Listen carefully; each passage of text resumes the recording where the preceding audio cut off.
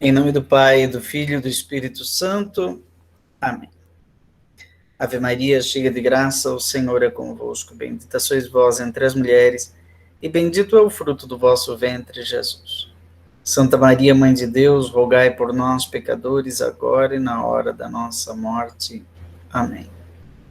Em nome do Pai, do Filho e do Espírito Santo. Amém. Já tinha dado a falta aqui para o Silmar, mas parece que ele chegou. Bom dia, padre. Bom Obrigado. dia. Já corrigi, viu? Já te dei presença, então. Já que você estava ausente e agora está presente, nós precisamos entender o que é isso, esse conceito gerador.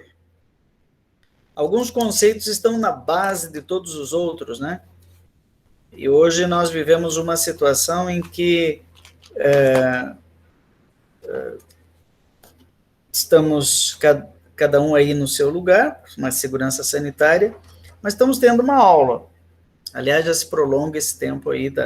Daqui a pouco vamos estar presentes na sala de aula, né?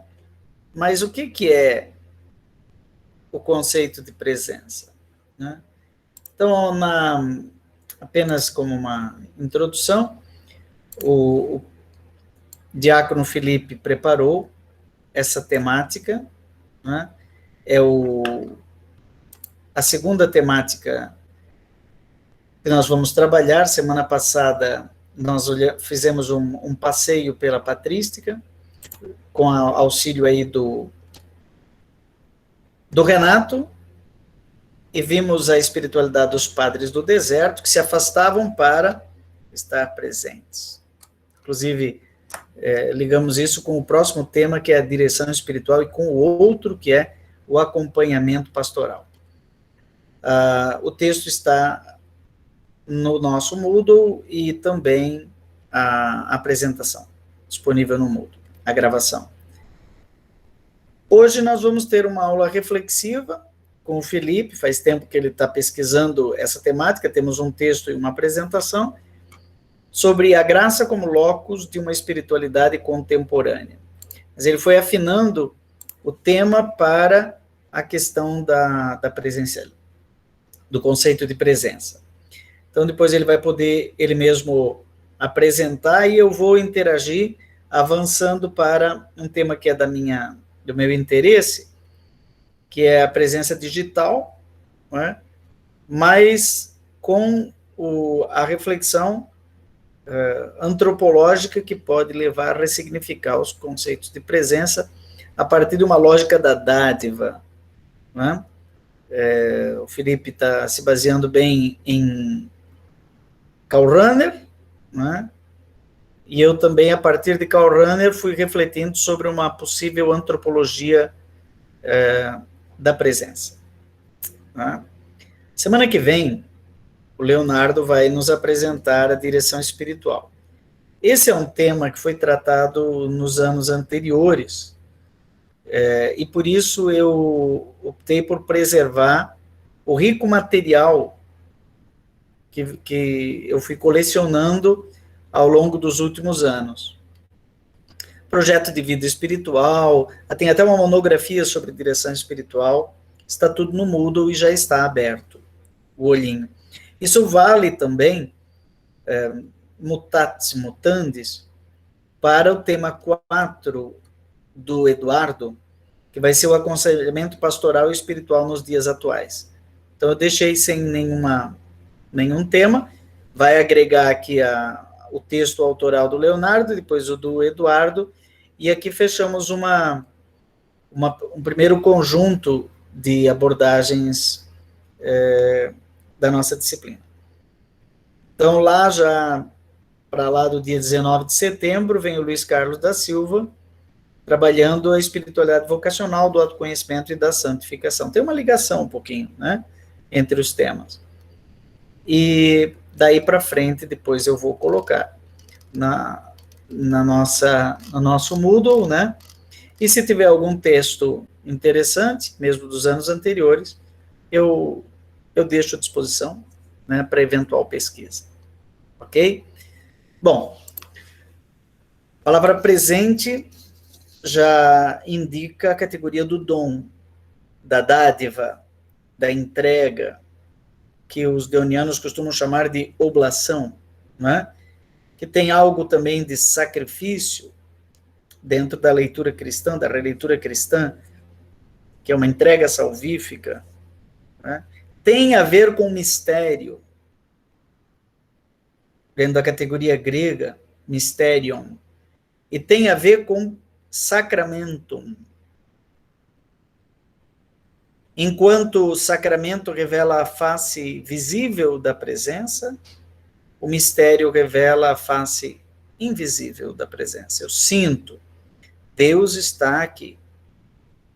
A categoria bíblica da presença é como que se fosse o refrão da revelação. Eu estou contigo. Né? Emanuel é Deus conosco, na tradição de Mateus. Né?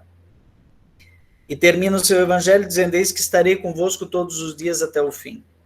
Em Mateus 25, radicaliza a presença dizendo: lembra quando você ajudou aquela pessoa com fome, com frio, com sede, na prisão? Era eu que estava lá. Ou seja, a teologia da presença, ela tem uma densidade muito importante. Aliás, falando de densidade, Gustavo Gutierrez, no seu último livro completo, há muitos anos, há mais de 10 anos atrás, ele escreveu sobre isso. Eu esqueci até de te falar isso, Felipe. O último livro do Gustavo Gutierrez, que foi no contexto da entrada do terceiro milênio, portanto, há 20 anos atrás, falava da densidade do presente. O livro está traduzido, inclusive, para o português. Densidade do presente é quando o eterno toca o tempo. O verbo se fez carne e habitou no meio de nós. Aí nós temos toda uma dinâmica da presencialização do verbo, que não é aceita, por exemplo, pelo judaísmo.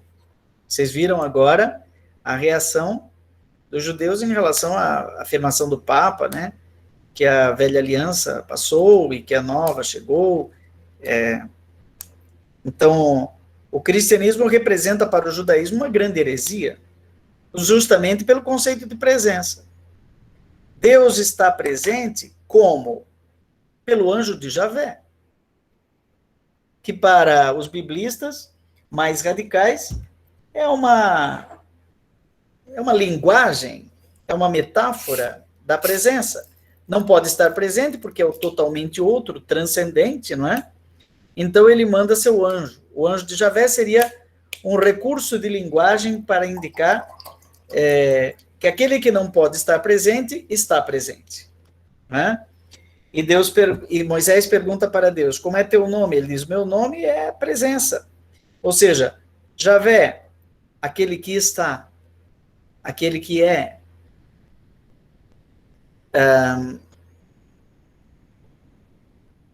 Interessante que Deus não existe. Tem um grande pastor evangélico, daqui a pouco eu lembro o nome dele, ele tem essa ideia de que Deus não existe, porque Deus é.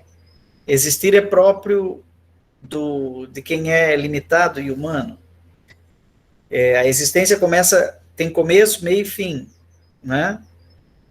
E quando o eterno toca a história, nós temos o fenômeno Jesus Cristo, que Teilhard de Chardin chamaria de o fenômeno humano, né? Então, a palavra de Deus afirma 3.000 vezes, segundo o biblista Carlos Mesters, 3.000 vezes que Deus está conosco, né? E ele está conosco por meio de figuras do Antigo Testamento, o maná, as codornizes, a água vertida da rocha, a palavra do profeta, o profeta fala em nome de Deus, então ele manifesta a presença de Deus. Tem vários recursos que Deus se utiliza de maneira pré-sacramental para estar presente. Essa é uma tensão histórica da presença. A promessa, o rema é esse, estou contigo. Haire que haritomene, ho Kyrios metasu. Esse metasu, não é? Que é a causa da alegria. Alegra-te, agraciada, aqui vem o tema do Felipe, né? Agraciada, o que é esse que haritomene, Felipe? Né? Entra aí numa mariologia muito densa do corpo lucano, né? Que haritomene, isso não pode ser desvinculado da pneumatologia lucana, naturalmente, né? É o que haritomene vai acompanhar toda a trajetória da igreja, por exemplo, no dia de Pentecostes, né?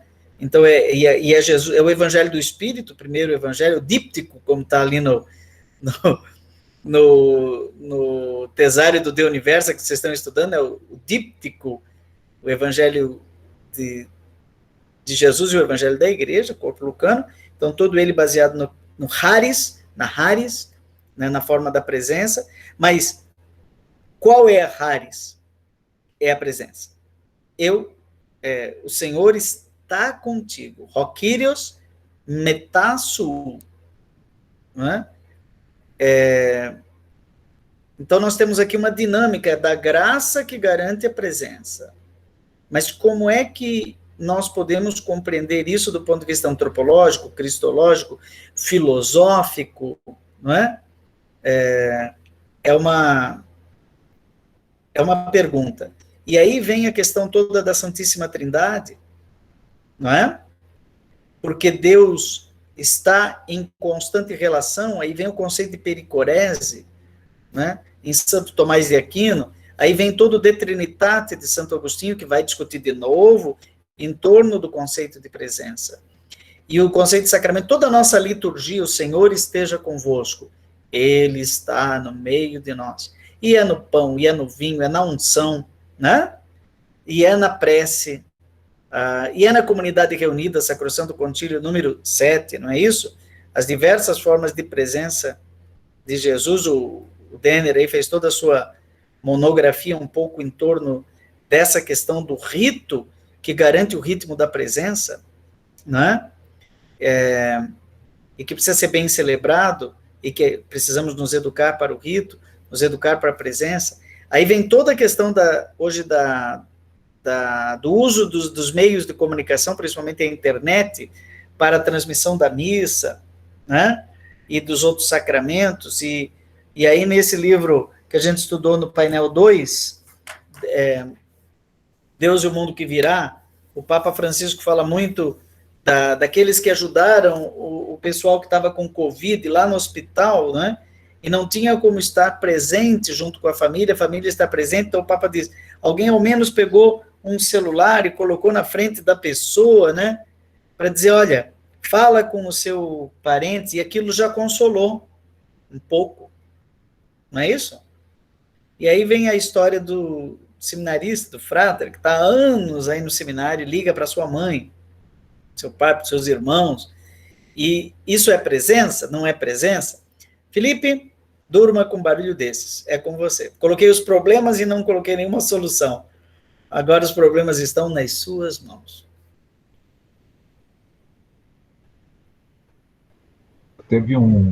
Vou compartilhar a tela aqui, mas hoje o exercício que vamos fazer será como eu serei tipo Moisés, vou chegar com vocês até ali a fronteira da Terra Prometida, e depois o Padre Joãozinho entra com a questão da presença de forma mais clara. Mas vocês estão vendo a tela? Sim. Primeiro, justificando o título dessa pesquisa. A graça, se nós tivéssemos feito a opção ao longo da nossa tradição eclesiástica de divulgar a graça tal como foi divulgada e propagada a doutrina do pecado original, eu acredito que nós teríamos uma antropologia hoje muito mais próxima do que a gente vê no Evangelho, e como uma abordagem eu não vou dizer otimista, porque parece que o otimismo dá... Não, é uma abordagem adequada, coerente. E toda essa forma que a teologia desenvolveu, sobretudo a partir do século XVI, XVII, nós teremos um confronto muito forte com as ciências que se desenvolvem, e no século XIX, diante de toda a repulsa daquilo que é visto como mundano, nós vemos a reação do Papa Gregório IX, que ele vai dizer que a Igreja Católica ela deixa de ser a religio revelationis, a Igreja da revelação, a religião da revelação, e passa a ser a religio revelata. A Igreja ela é revelada, é a religião que é revelada. E com isso, alguns elementos da revelação, que aqui abro um parênteses, chega a ser escandaloso como que a primeira vez que um documento magisterial da Igreja definiu a revelação foi no Vaticano II. Eu sei que no princípio era dado como pressuposto já a revelação, e a gente vê isso na patrística, mas depois nós não refletimos enquanto igreja sobre essa temática, e isso fez com que nós desviássemos e culminássemos nessa situação que eu falei, onde a revelação era mais vista como um conteúdo, como um conhecimento sobrenatural, e deixou de ser experiência como uma pessoa. Então, aqui nós já vemos algum insight que podemos ter quanto a essa questão da presença e o quanto essa forma de considerar a revelação conduziu a Igreja Católica ali, século XIX, início do século XX, ter a sua credibilidade fortemente questionada. Porque se é sobre conhecimento, fiquemos com o conhecimento científico, que tem um objeto muito claro, tem critérios de verificação. Então, isso contribuiu para que o nosso discurso fosse desacreditado. E aí nós temos a crise modernista, onde, apesar da forte reação, sobretudo com a encíclica de Pio X, a Pascendi Dominus Gregis,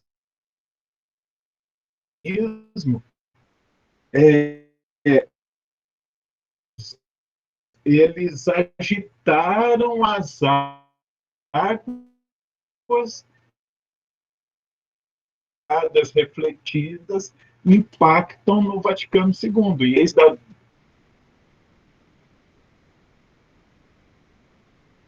a concepção de igreja.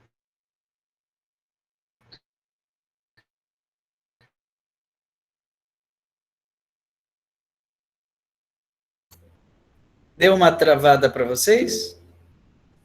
Sobre uma forma de... Tá, vou geral. Felipe deu uma travada aí. Nós, depois da encíclica antimodernista, não entendemos mais nada. Acho que foi culpa da encíclica antimodernista. Eu vou tirar minha imagem também. A reflexão está muito interessante. Eu queria ouvir. Eu acho que vamos tirar as imagens aí, né? Ver se melhora. Certo. Agora estão me ouvindo bem, né? Perfeitamente. Então, o modernismo, ele agitou as águas, e parte dessas ondas chegou na Igreja do Vaticano II, né? Chegou aos padres conciliares um pouco purificada, amadurecida, e com isso nós percebemos que as inquietações modernistas de Loisy, de Blondel, sobretudo Blondel, que queria aí uma teologia, uma religião que tenha algo a dizer ao ser humano contemporâneo. Isso é muito bem expresso pelos padres conciliares, e apresenta essa resposta ao mundo. E aqui eu vou contextualizar um pouco Karl Rahner. Ele é um profundo estudioso dos Santos Padres, então até ficou bem colocada essa apresentação aqui depois da do Renato, porque o método que Rahner utiliza é parecido com o que os santos padres fizeram no seu tempo. Eles não negaram a filosofia, mas souberam utilizá-la, lançando mão de seus conceitos, de seus métodos, para dar respostas às inquietações dos homens daquele tempo. A graça, eu proponho ela aqui como um locus, como um local para a espiritualidade contemporânea, porque aqui nós veremos que na teologia de Rahner existem duas fases para a experiência de Deus. Uma é uma experiência temática, que é possível a todo e qualquer ser humano. Outra já é uma experiência tematizada. Então, podemos dizer que é onde já se faz teologia. Então, num primeiro momento, eu gostaria que nós estivéssemos considerando essa dimensão com um Deus não tematizado, ou como Rahner vai dizer, com o absoluto. Eu sei que eu já falei muito antes do sumário, mas como uma introdução, o que eu proponho aqui brevemente para que nós possamos compreender juntos? A epistemologia de Rahner. Por que isso é importante? Isso aqui é chave para compreender todo o pensamento desse teólogo alemão. A visão dele de mundo, como é que as coisas se formam, isso é fantástico. E aqui é a tese de doutorado dele, que foi reprovada por ser demasiadamente heideggeriana.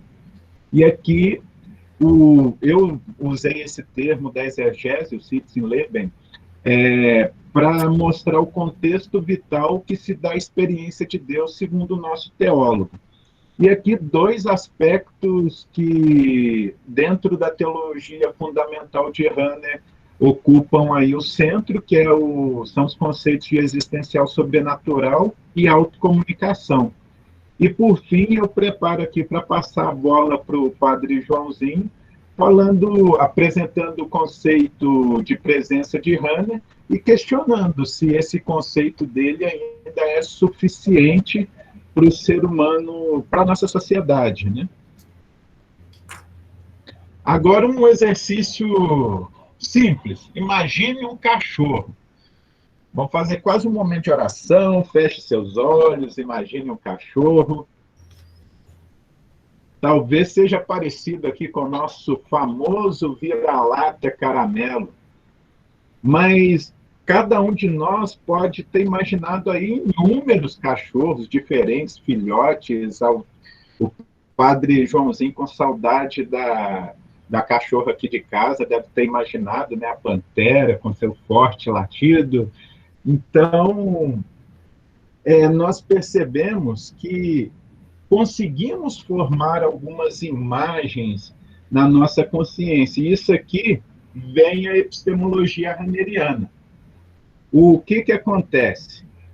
Quando nós temos a experiência com um ente, com um cachorro, isso vai formar algumas imagens na nossa consciência.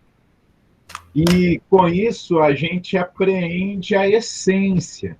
Veja, fala-se cachorros, há tantos cachorros diferentes, e a gente não consegue chegar a um consenso do que seja a cachorreidade. Mas nós temos imagens suficientes para formar um cachorro. E percebam que nesse exercício que nós fizemos de imaginar um cachorro, se a gente consegue ver como que fantasmas, como que imagens na nossa cabeça.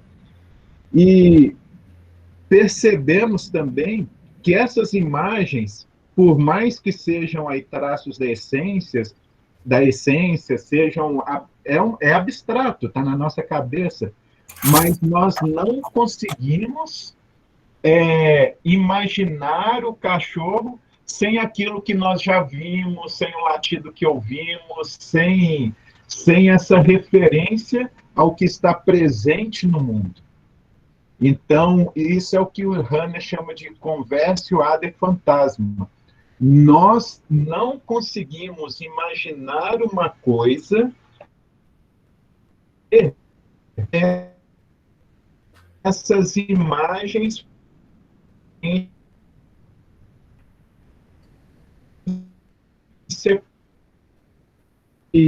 isso é fruto, e aqui Hanner ele define o ser humano como espírito no mundo.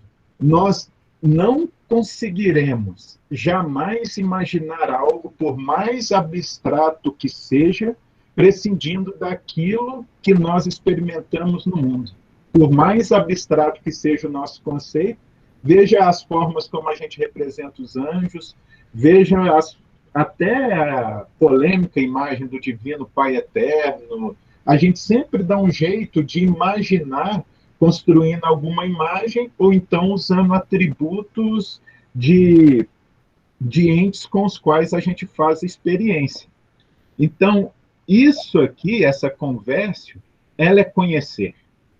Então, conhecer é fazer a abstração do ser que eu doente, que eu conheço, tenho uma experiência real com ele, e tendo esse conceito, olha só, nós imaginamos um cachorro. Quando nós imaginamos ele aqui, nós temos essa abstração. Mas, ao depararmos com um cachorro na vida real, a gente volta a ele e a gente reconhece que é um cachorro. Nós aplicamos esse conceito a um ente definido. Então, isso é conhecer. E isso tudo aqui que está vermelho refere-se à nossa corporeidade, à nossa sensibilidade, que se expressa pela nossa presença no mundo.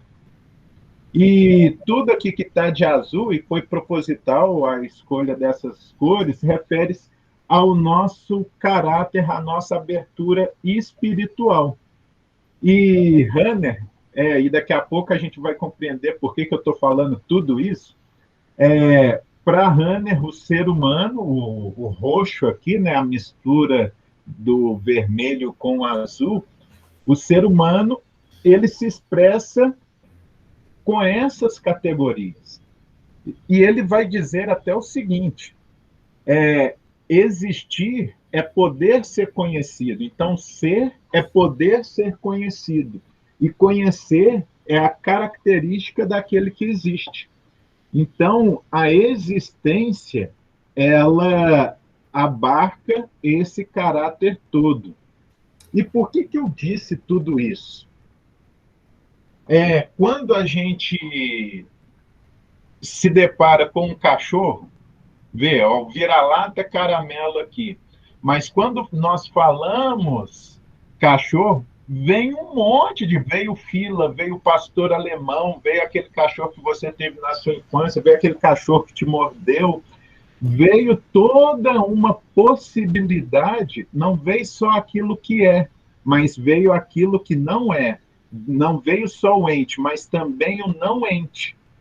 Então, isso aqui só é possível, e aqui é a sacada de Hanner, onde Hanner utiliza Kant contra Kant, que Kant, nós lembramos da filosofia, ele diz que a gente só apreende as coisas a partir de determinadas categorias. E Kant deixa Deus de fora. Hanner vai dizer, não, ele abriu mão da categoria que abarca todas as categorias. Ele abriu mão de Deus, porque é somente Deus, é somente o absoluto que... Por isso só tem uma pequena parte aparece, nós temos aqui tudo que é gelo, mas não aparece, que é o não ente, só que isso só é possível porque está boiando num oceano imenso, e aqui eu vou dizer infinito. Então, quando nós afirmamos o que é e o que não é a negação, nós estamos afirmando aquilo que permite que tudo seja. Então, é Deus, é o absoluto que permite que tudo seja. Então, a antecipação, onde mesmo eu encontro com nesse encontro com uma pessoa, eu vou distinguir ela de todas as outras pessoas. Eu estou aqui diante do José. Tem toda a humanidade, mas, além disso, tem tudo aquilo que permite que o ser humano seja humano, que é Deus. Então, nessa antecipação, nós temos uma experiência transcendental que passa aí, sim, a ser uma experiência com Deus. O Sitzenleben dessa experiência com Deus. O que acontece? Tudo isso que eu acabei de dizer, de forma bem teórica, e eu sei que ficou bem denso, mas nessas imagens está sintetizado aí 600 páginas de um livro de Rahner. Então, é meio uma ginástica aqui para mim, mas eu espero aí, com a base que a gente tem da filosofia, que tenha sido minimamente aí assimilado, que é um volume muito grande mesmo. Mas o ser humano, ele é individualidade, mas ele também faz parte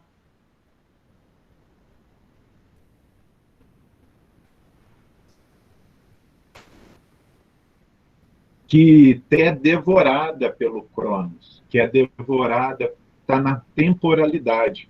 Nós somos situados. Então, vai dizer o nosso comentarista, o contexto vital no qual se dá a experiência de Deus é o mundo. Sem o mundo, o ser humano se desumaniza. Somente em meio à cotidianidade, à mundanidade e à temporalidade é possível relacionar-se com Deus. Desse modo, mesmo que considere apenas a revelação transcendental, ela já é um acontecimento histórico.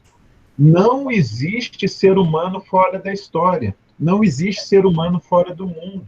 Então, essa fuga mundis, e Rahner ele até ataca diretamente a isso, não existe lugar para onde o ser humano, uma pessoa, pode fugir, onde ela esteja livre da mundanidade, onde esteja livre do tempo. Mesmo, e isso é Rahner, desculpe-me a ênfase, mesmo que seja arrebatado aos céus, nós jamais conseguiremos nos livrar do mundo, dessas imagens que nós carregamos, sob o preço de deixarmos de ser humano. Então, nós somos seres históricos, culturais, de tradição, mas que estamos envolvidos. Lembre-se lá da imagem do iceberg, toda aquela água, nós estamos envolvidos neste existencial sobrenatural. Estar envolvido pela graça é o pressuposto para a revelação e a possibilidade da fé. A graça é permanentemente oferecida ao ser humano, tornando-se assim um polo de atração, ordenando todas as pessoas ao seu fim sobrenatural e predispondo-as para acolher a autocomunicação de Deus. Isso faz com que nenhum ser humano possa ser indiferente a Deus. Livremente pode aceitá-lo ou recusá-lo. Deus derrama a graça dele sobre todas as pessoas. Ele não faz distinção. E para que nós possamos nos realizar enquanto pessoas humanas, nós sentimos essa atração pelo divino. Então, por isso que a religião é algo que, em todos os tempos e lugares, em todas as culturas, ela é determinante. Porque, partindo aí da teologia de Rahner, a graça é derramada sobre todos e todos se sentem atraídos para Deus. Então, aqui, já falando até da proposta que fiz como reflexão, esse é um bom ponto de partida para desenvolver uma espiritualidade, talvez com pessoas que não comunguem a nossa fé, com pessoas que dizem não acreditar em Deus, porque todos são destinatários da graça. Então, esse é um ótimo ponto de partida para fazer com que a pessoa descubra em si essa atração que ela tem por Deus, porque ele já se deu a conhecer a todos. E nesse processo dele se dar a conhecer, dele agraciar, nós temos a autocomunicação. Rahner, ele diz que na autocomunicação, como o próprio nome indica, é o próprio Deus que se dá. Então, toda experiência com a graça, ela é, na verdade, uma experiência com o próprio Deus. E esse é o conceito de revelação que Rahner ele deu na obra Ouvinte da Palavra, escrita em meados da década de 30, e que depois foi assumido pela Dei Verbo, no Vaticano II. Então, aqui é uma outra, na verdade, nós precisamos despertar essa nossa consciência espiritual para reconhecer que tanto a sede que Deus provoca no ser humano, fazendo-os espírito no mundo, derramando a graça sobre eles, na verdade, é o desejo que o Criador tem de se relacionar com a criatura. E vemos aqui essa forma da presença de Deus no mundo, através da sua graça. Agora, concluindo essa primeira sessão, realmente, na minha reflexão, e até mesmo isso se tornou oração, uma espiritualidade atual, e eu digo, com alguns diáconos, com algumas pessoas aqui em casa, a gente tem até partilhado um pouco, que o que acontece? Nós, religiosos, seminaristas, mesmo talvez muitos que são bem atuantes na igreja, nós vivemos como que num aquário. E acaba que nós estamos nos fechando em grupos onde, assim, todo mundo ali acredita em Deus, tem problemas religiosos, mas isso é um pequeno grupo da sociedade. E quando nós saímos, o meu fisioterapeuta, eu falei com ele, não, eu vou viajar para a Semana Santa. Ele me perguntou, o que é isso? E ele não estava, assim, zoando. O Denner, se eu não me engano, também teve uma experiência parecida com isso recentemente, que a gente conversava. Nós estamos correndo o risco de ficarmos alienados, pensando que aquilo que nós vivemos na comunidade nossa paroquial, na nossa congregação, isso é vivido por todos. E foi o tempo. Passou, como muitos dizem, né? A era da cristandade passou. Papa Bento nos lembra, nós somos minoria. Então, como que nós vamos nos dirigir a essas pessoas? Então, aqui sim, para mim, o ponto de partida é que, quando eu for conversar, igual eu converso lá com o meu fisioterapeuta, tanto ele quanto eu somos agraciados por Deus. E numa conversa que seja, mesmo que de forma atemática sobre Deus, não seja a teologia católica ali sendo apresentada, nós podemos usufruir dessa presença de Deus em nosso meio. Esse é o momento, como que eu posso dizer, querigmático, fundamental da teologia de Rahner. Então, nós podemos fazer da graça esse locus. E qualquer experiência, por que eu apresentei aquela parte complicada e até chata lá do início, talvez para muitos, é porque eu queria que nós tomássemos consciência de que qualquer experiência autêntica, ela pode ser uma experiência de Deus. Quando eu conheço alguém, quando eu me relaciono com alguém, quando tem aí, mesmo que não seja uma pessoa, mas num movimento popular, num movimento político, enfim, tantas coisas que marcam a história humana, que fazem parte aí do nosso contexto histórico, cultural, tudo isso se torna uma oportunidade de conhecermos a Deus. Mas não é panteísmo. Lembre-se que na negação, por isso que eu fiz questão de falar da negação, nós conhecemos um monte de coisa. Sabemos de um monte de coisa que não é. Mas o que é e o que não é só é possível porque existe uma outra realidade que transcende tudo e que dá sentido a tudo, que é Deus. Abro um parênteses, que é falando que Hannah diz tudo, aí fala, mas então ele é muito liberal? Não, piedosíssimo. Nós veremos no próximo slide 2 citações diretas de Hannah, e ele até termina a obra dele, Ouvinte da Palavra, onde ele desenvolve boa parte dessa argumentação que aqui eu disse, defendendo justamente a igreja como forma de presença de Cristo no mundo. Ele chama a atenção que o cristianismo não é, embora todos sejam agraciados por Deus, a presença de Cristo no mundo, a encarnação de Deus, é um evento que não permite que nós sejamos também diferentes a ele. Então, isso dá um novo sentido. E toda essa relação que nós temos com a graça de Deus, com o existencial sobrenatural, a autocomunicação, isso está nos conduzindo rumo a Cristo. Nem todos vão alcançar, porque, bem sabemos,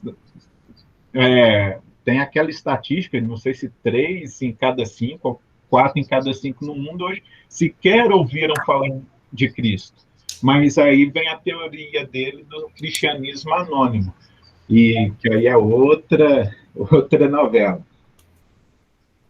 Mas aqui essas 2 citações, uma é uma prece tirada do livro A Coragem do Teólogo, Deus meu, ajudai-me a não me contentar em acreditar ser cristão, mas fazei com que, ao menos durante o tempo que ainda me resta, eu consiga, de um modo qualquer, fazer um pequeno buraco para escapar da prisão de minha vida, de uma existência que está de algum modo trancada, e consiga, com isso, descobrir um pouco da liberdade do amor, da fidelidade, da esperança, do desapego.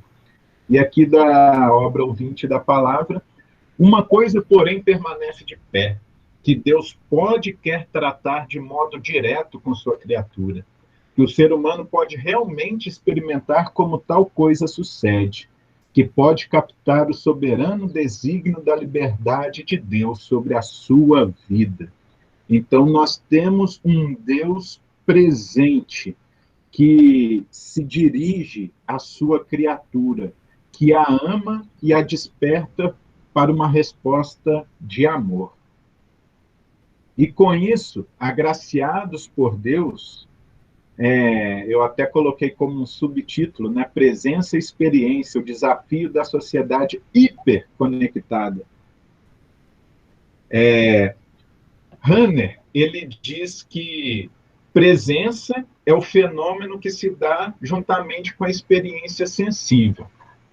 Então, quando eu me encontro com alguém, tenho ali uma experiência, nessa experiência sensível, temos a presença.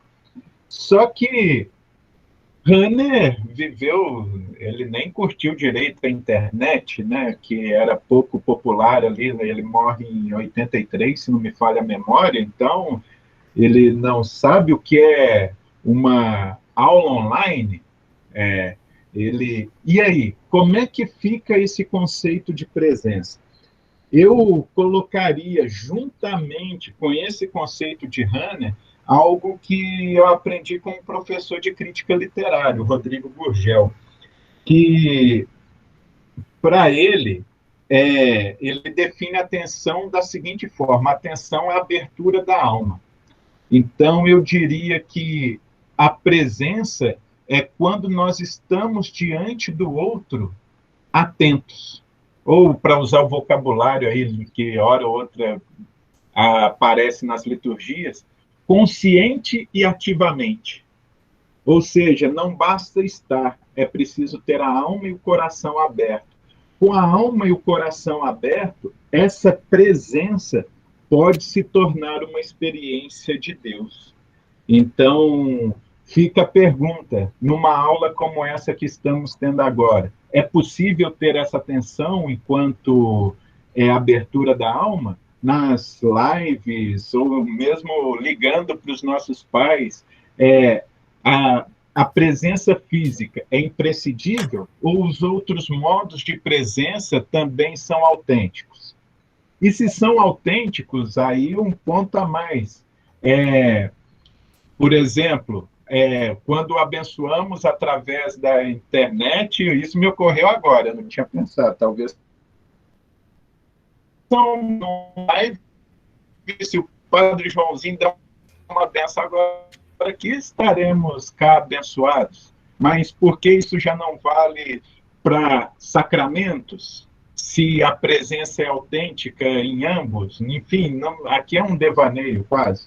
Só que o que eu quero, e aqui vou concluindo para passar a bola para o Padre Joãozinho, se estamos todos agraciados, basta-nos ter a abertura de alma, sermos atentos à presença do outro, que vai manifestar a todos nós a presença de Deus.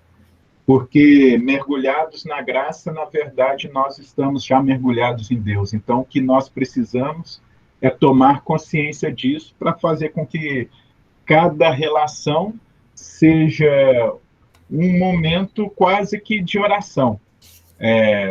Nas palavras de Hannah, cabe-nos viver com as almas e com os corações e com as mentes, sempre como se estivéssemos nos claustros, ou seja, voltados para Deus.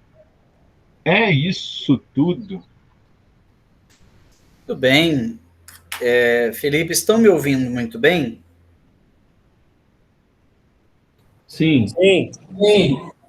Pediria que abrissem a câmera para ver se suportamos com a minha conexão uma face-to-face, né? O face a face e até a visão beatífica é uma das categorias fortes da presença, né? É a tua face, Senhor, que eu procuro. Nessa aula reflexiva de hoje, eu li, reli, discuti com o Felipe sobre essas questões, vamos dizer assim, de uma introdução antropológica à espiritualidade, né? Poderíamos chamar de antropologia da presença. E eu anotei alguns elementos para que o Felipe vá agora ouvindo a minha reflexão, anotando também, e depois você me devolve reflexivamente as provocações, que são feitas a partir das suas reflexões inspiradas em Hannah. Não é? Nós sabemos que a teologia espiritual tem como objeto a experiência espiritual. E o Felipe falou de experiência, né? Mas também falou de existencial, sobrenatural, como a presença de Deus em mim, ou a existência de Deus em mim, né? Nós temos um existencial crístico. O que me dá consistência cristã é saber que não sou eu que vivo, mas é Cristo que vive em mim. Gálatas 2:20. O texto mais citado por Padre Deon durante toda a sua vida. Segundo as contas do Padre André Perrot, grande estudioso de Padre Deon. Então, Cristo vive em mim. Seria uma forma de Gálatas, só para agora, estamos entrando no mês de setembro, né? Vai ser a carta aos Gálatas.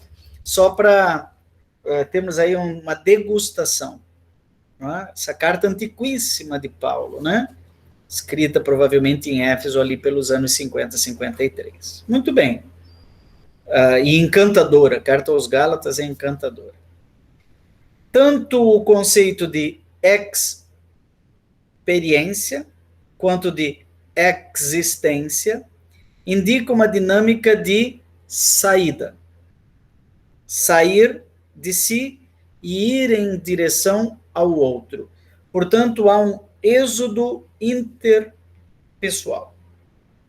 Uma itinerância. Faz parte da minha existência e da minha essência a itinerância, o êxodo metafísico. Né? E na medida em que eu pratico essa educação, ex ducere, esta condução para fora de mim, não é? Eu vou me desensimesmando. Eu vou vivendo uma dimensão de kênose. Já não sou eu que vivo. Jesus, sendo Deus, não se apegou, não é? Mas desensimesmou-se. Até a cruz. Cruz, metáfora do dom, da entrega total, do sacrifício. Por isso Deus o exaltou. Aí tem um movimento da doxa, da ascendência, que vai me levar a uma nova essência que incorpora a terra, mas me eleva ao céu. Então nós temos aqui a identidade religiosa, religar, né, do céu e da terra, do humus com o sopro. Somos esta mistura de terra com sopro. Somos sempre essa mescla. O contrário da existência experiencial e educativa, que vai me compondo como persona, como pessoa, como hipóstase, é a desistência. Desistir é criar um ponto de inflexão em que eu nego esta dinâmica pericorética da existência e vou invertendo, ao invés de viver na lógica do dom, da autocomunicação, da autodoação, da dádiva, eu vou levando as coisas para dentro de mim. Então, vou vivendo a vida segundo a carne, para usar a categoria paulina, né? E não a vida segundo o espírito. A vida segundo o espírito é o desensimesmar-se, a vida segundo a carne é o ensimesmar-se. Aí nós temos o pecado da origem, né?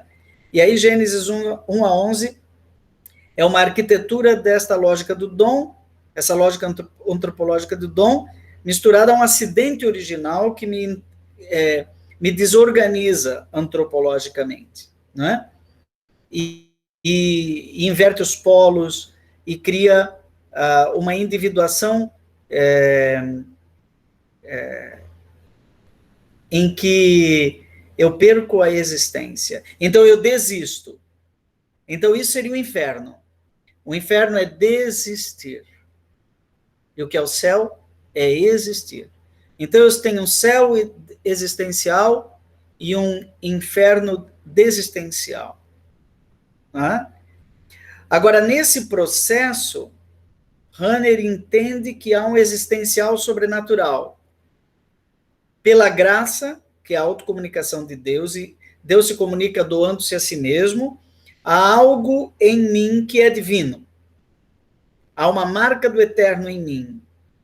Mas, aí eu vou agora, partindo dessa provocação, avançar. Eu diria que não existe só uma experiência, ou uma existência, uma educação sobrenatural, uma religação com o sobrenatural. Existe também um existencial natural. Eu preciso comer. Eu preciso cheirar. Eu preciso sentir. Eu preciso afeto. Eu preciso abraço. E, na verdade, essa Esse existencial natural, o tempo todo, antes de começar essa aula, eu estava atendendo uma pessoa, eu não tinha tomado meu cafezinho das 10, muitos aqui já tinham tomado seu cafezinho das 10, eu fui lá, tomei meu cafezinho, estamos agora nos relacionando, tentando avançar, e vocês estão tentando acompanhar o raciocínio do Felipe, também tentei, me acrescentou a vocês, o Renato está atento, né? O Felipe está pensando onde é que ele vai chegar, o Danilo diz, eu preciso ler essa coisa de novo no curso fundamental da fé, eu preciso pegar aquele livrão preto e reler. O Moisés está pensando, esse povo é doido, esse assunto de hoje está muito, eles acham que fumaram baseado, não sei o que houve hoje, que eles estão aí num voo para segunda-feira, às 10 da manhã, fechando um mês, entrando o outro, essa noia, né? O que eles vão chegar?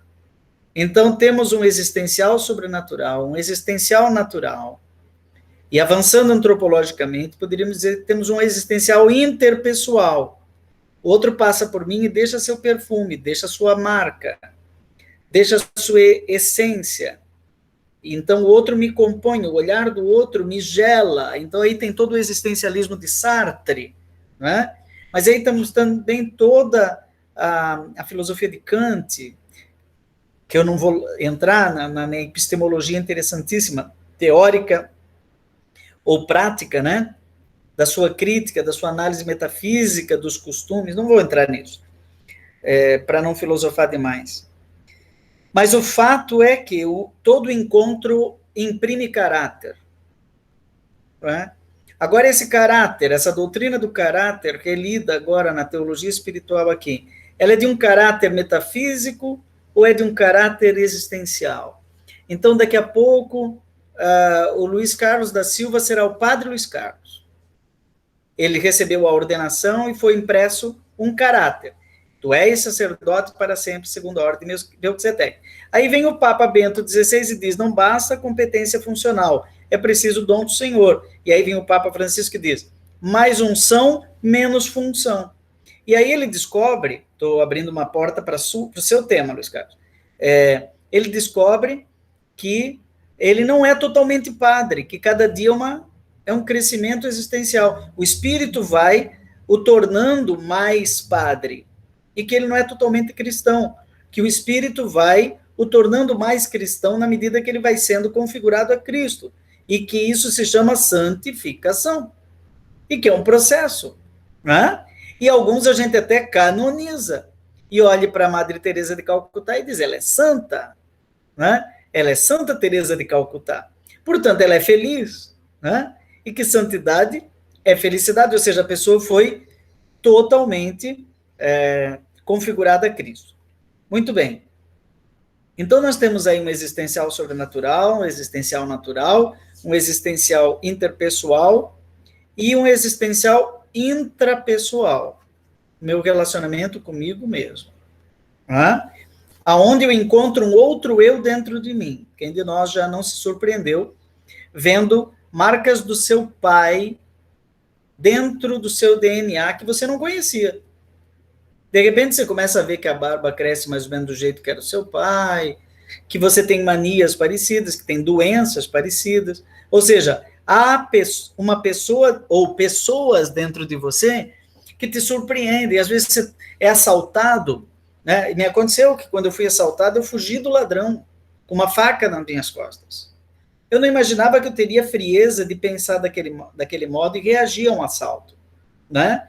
Achei que eu ia ficar imobilizado, mas é um perigo me assaltar porque eu reajo. Mas frio e calculista. Acordou o alemão que mora dentro de mim, dos meus ancestrais. Que muita gente não vê o padre Joãozinho, canta, não sei o quê, de repente pega e pá, bate forte, você diz, nossa, é porque tem outras pessoas. O Fernando Pessoa fala das pessoas que tem no Fernando, né? Eu chamaria melhor Fernando Pessoas, né? E às vezes isso cria uma espécie de esquizofrenia antropológica, né? Você tem várias pessoas dentro de você que vivem, seu pai, sua mãe, seu tio e seus ancestrais que você nem conheceu e que às vezes acordam. E eu falaria de um quinto existencial integral, que é o fruto de tudo isso, não é? Que vai acontecendo numa amálgama personalista, persona, ou hipostática. Essa pessoa vai passando por um processo de individuação, né? Isso inclui um mecanismo de atração, né? E como diz o Papa Francisco, na Evangelii Gaudium, ele fala dessas coisas, hein? Releia Evangelii Gaudium, você vai encontrar uma boa reflexão antropológica lá. Ele fala dessa abertura, que o Felipe falou aí, dessa dinâmica de abertura a todos esses existenciais que vão me criando por meio de uma circulação antropológica em mim, que eu chamaria circulação da graça, circulação do espírito, uma verdadeira pericorese, vai criando uma autoconsistência, que seria um processo de individuação, isso é presença. Não é? O presente é um presente, ou seja, é um dom. Né? Isso vai acontecendo na lógica da dádiva e que tem uma dimensão de imanência e de outra de transcendência. A transcendência é o êxodo interpessoal para fora de si, de maneira existencial, e a imanência é o que me compõe individuadamente, mas não tão individual assim, porque eu estou em permanente processo de mudança. Então, às vezes eu mudo da noite para o dia, você percebe que mudou no corpo, não é? E às vezes isso é até involuntário, não passou pela sua decisão. Às vezes você tem evoluções na sua autoconsistência individual que não passaram pela sua decisão. Você foi dormir, acordou e tem algo diferente na sua vida. A graça produziu fruto. E você nem percebeu. Não é? Por quê? Você até fez por merecer. Você até tomou decisões. Mas algumas coisas Deus realizou enquanto você dormia. Né? Então, nem todo este processo de personalização ou de individuação autoconsistente, né? De imanência na transcendência, nem tudo isso é consciente. Algumas coisas eu tenho que descobrir. Daí vem o conhece-te a ti mesmo, socrático. Né? Você vai tomando consciência dessas fases. Né? E interessante que na vida, cada fase traz uma nova surpresa, né? E que você, às vezes, se surpreende com você mesmo. Puxa vida, agora eu estou com 30 anos, algumas coisas mudaram e já se estabeleceram como identidade pessoal. Né? Estou agora com 57.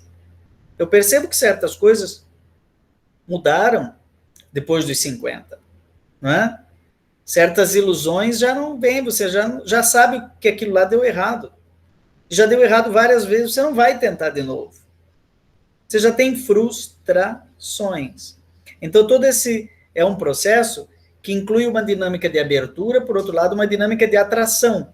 Então, existem energias em nós que nos elevam para esse existencial sobrenatural, buscar as coisas do alto, que nos fazem descer em uma espécie de lei da gravidade, que me puxa para a terra, que me faz sentir fome, sede, outras coisas, outras necessidades materiais, naturais, e uma atração pelo outro, Freud chamava de libido, né?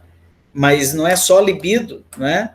O outro me encanta, que tem todo um processo de encantamento, e outra para dentro de mim mesmo, aquele silêncio que a gente precisa fazer, eu preciso ficar um pouco sozinho, e aí um retiro que você faz, e você sai de lá e diz, me fez tão bem, né? Algo que me atrai para dentro do meu labirinto interior. E depois uma força que organiza todos esses caquinhos, né? numa identidade congregada, né? Numa identidade coerente. As coisas estão no seu devido lugar. Então, essa força de atração é um processo, não é? Muito mais qualitativo do que quantitativo,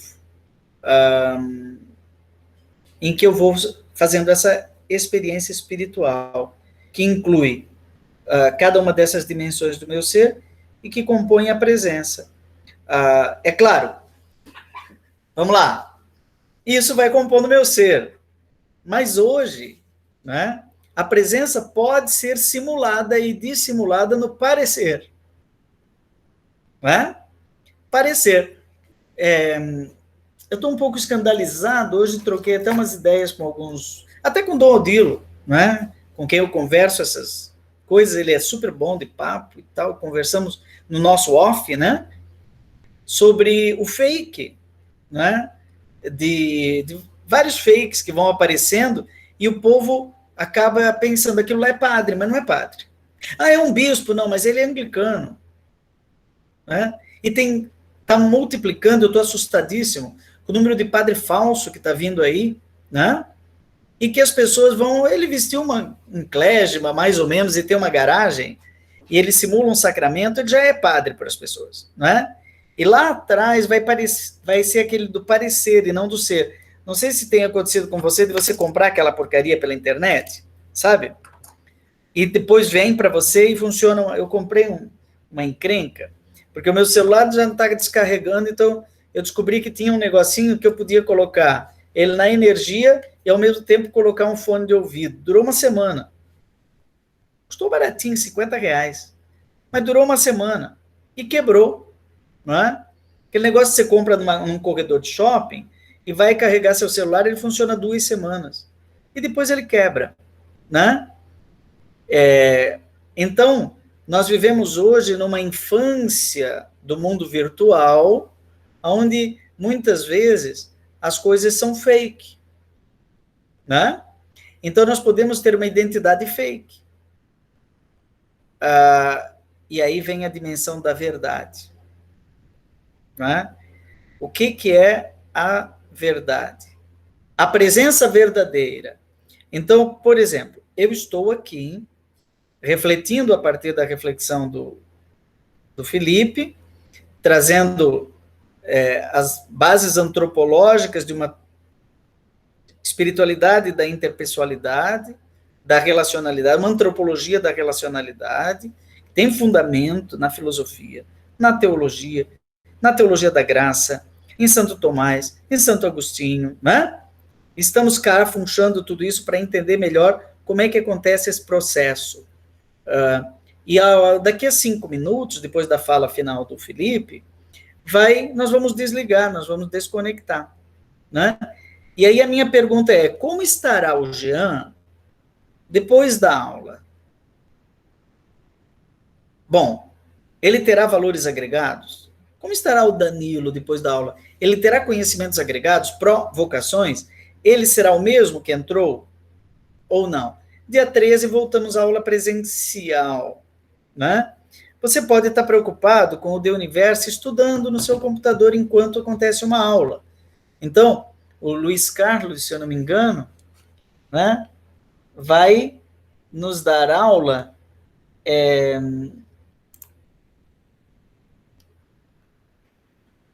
exatamente.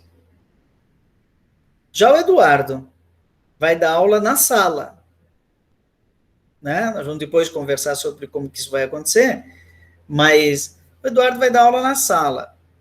E aí, ele vai sentir o cheiro, vai sentir a presença, vai poder dar até um abraço, tudo.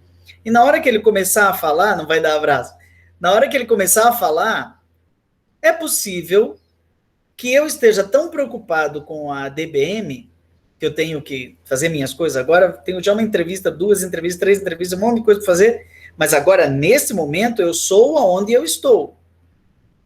Né? Eu estou aqui, então eu sou aqui. Então eu tenho que estar inteiro e não desintegrado. Mas pode ser que lá naquele momento, dentro da sala, com o corpo perto, eu não esteja presente. Né? E talvez eu saia daquela aula do mesmo jeito que eu entrei. E aí eu vou dizer assim, olha, a presença digital é impactante. Seja do ponto de vista da mentira, do fake, seja do ponto da verdade. Porque eu posso ser convencido de alguma coisa a partir do fake. E posso criar uma mentalidade que vai me compor e criar uma identidade. Ou da verdade. E hoje os processos de construção de identidade são intensamente digitais, querendo ou não. E aí vem a questão da... Vamos deixar para outro dia essa questão, porque daí seria muito denso, a inteligência artificial. E aí vem os algoritmos, né, que vão criar uma indisposição com a religião. Então, você deita na cama, você está no TikTok, você entra no Google, ele te diz o que você gostaria de ouvir, já mapearam o seu cérebro. Na verdade, está cada dia mais seletivo. E aí ele vai te dizendo o que você tem que pensar, o que você tem que ser. E vai te construindo. E aí você vai virando uma massa de manobra, porque alguém descobriu que existe um mecanismo fácil de te construir, né? Construir a tua mentalidade e vai construir. O pior é isso. Não é só o que você pensa, mas é o que você é.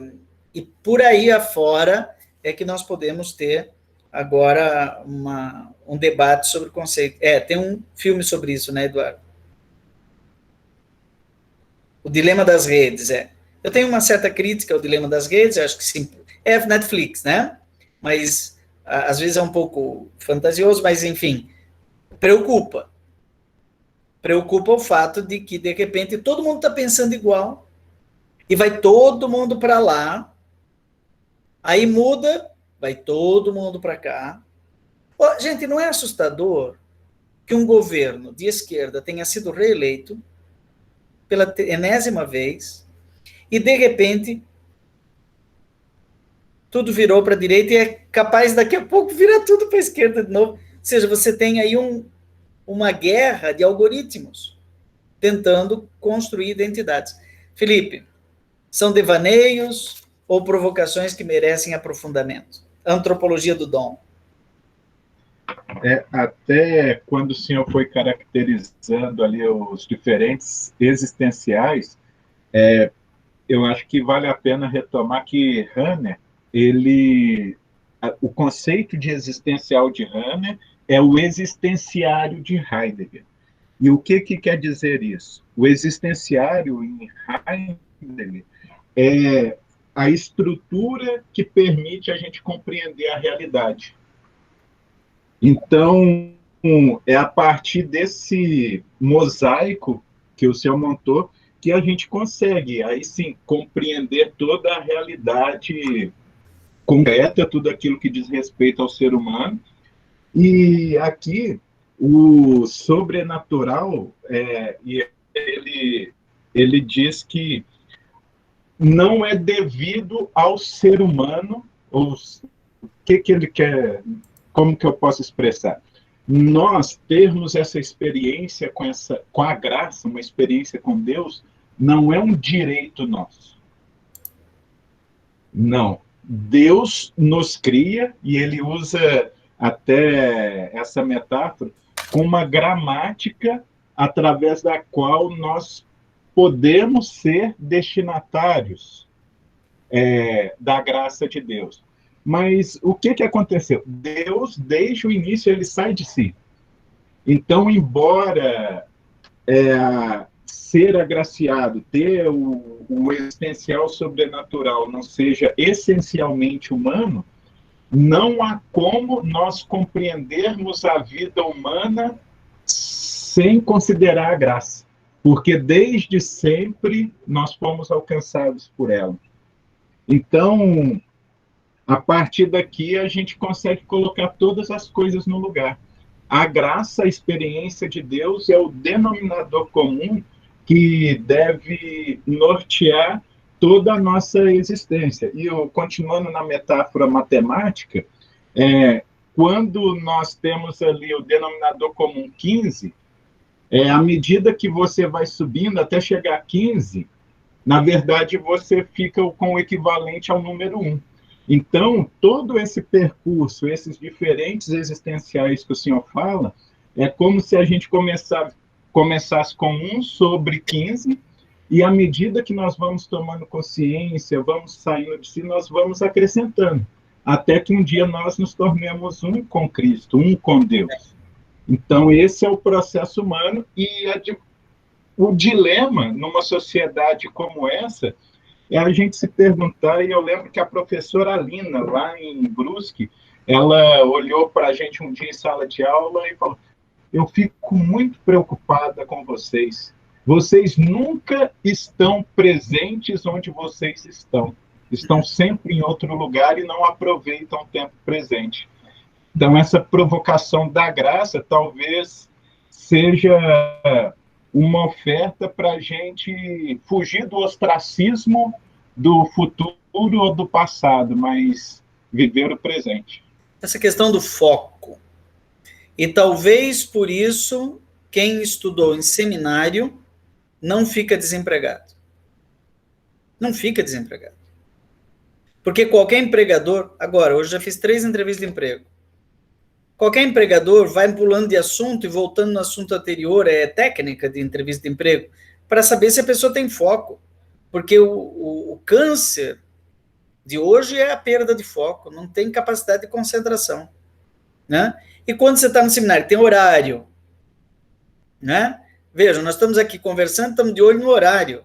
São 10 para meio-dia. A gente começou exatamente no horário, isso não existe, gente. Por aí.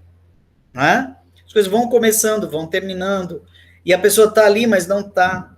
Né? Então, é mais do que interessante isso daí que nós colocamos hoje na aula, bases antropológicas da presença e visto de uma experiência espiritual. Muito importante. Agora, queria fazer um alerta final, de que, em 2 sentidos. Primeiro, vou falar primeiro disso. No Afeganistão, né, chamou atenção que a gente pensa assim, Afeganistão é pré-histórico. Ó, o Talibã só falta dominar uma região, que é o Panjshir. Né? Não sei se pronuncia exatamente assim, mas é o Panjshir. Uma região das montanhas, extremamente difícil de chegar até lá, e eles estão com arma na mão, aquele negócio troglodita, caminhão-bomba, isso aqui, estão indo lá querendo negociar. Mas qual foi a primeira retaliação que eles fizeram à região das montanhas do Panjshir? Cortar a internet. No Afeganistão, o Talibã, a pior agressão é cortar a internet. Né? Então, vocês vejam como as relações estão realmente mediadas pelo digital. E antes de discutir, eu acho interessante isso que o Felipe falou. Me encanta. Será que a bênção tem valor? Todo dia eu rezo o terço e faço a bênção da água, né? Meu Deus, se um dia eu esqueço, o povo reclama. Oi, padre, o senhor não benzeu a água. Vamos lá, benzer meu copinho de água. O pessoal todo bebe a água. Ok. A Eucaristia. Tá. Antes de pensar nessa questão mais disciplinar do culto, da disciplina dos sacramentos, acho que é interessante a gente se atentar para essa outra questão da composição da identidade pessoal a partir dos algoritmos. Por quê? Por aí passa a catequese, por aí passa a nova evangelização, não é? E como que nós vamos garantir que estaremos dentro da relevância? Vou dar um exemplo. Padre Zezinho é relevante. Ele é gênio, né? Então, o gênio sabe se situar aos 80 anos, ele vai lá, se coloca na internet, escreve um negócio sobre Santo Agostinho, põe uma foto do Denner com o Luciano, né? E acho que o povo não gostou muito do Denner e do Luciano, tem 2.000 comentários lá, de todo tipo, entendeu? Então, entrou no algoritmo. Entre lá no meu Face, você vai ver, eu só falei uma coisinha assim, mini sermão e terço, ninguém... 20 comentários, 1.500 visualizações, aí eu falo qualquer coisa um pouco mais que entra no faro do algoritmo, tem relevância, tem briga, tem não sei o quê. Então é uma outra episteme, Felipe. É uma outra episteme, digital. Então essa cyberteologia do Antônio Spadaro merece atenção da nossa parte. Eu nem entrei na cyberteologia do Antônio Spadaro, mas merece atenção da nossa parte. Senão, Vamos ficar analógicos, conversando com o nosso pessoal da paróquia. Eu conheço até padre novo que diz assim, não vejo a hora de acabar essa pandemia para voltar às missas presenciais. Tudo bem, é maravilhoso. E nada substitui o encontro face-to-face, corpo a corpo. Crianças nascem assim, não pelo encontro digital, né? Mas, e ninguém come, agora vai ter o almoço daqui a 5 minutos, você não vai lá comer no celular, você vai lá na mesa e come alface, né? Então, nada substitui esse encontro, mas existe uma dinâmica pericorético-digital. Depois dessa expressão, acho que dá até para a gente concluir, né? Existe uma dinâmica pericorético-digital que merece a nossa atenção e tem aí muita gente que está estudando isso muito mais do que a gente imagina. As novas agências de marketing passam por esse marketing digital, né?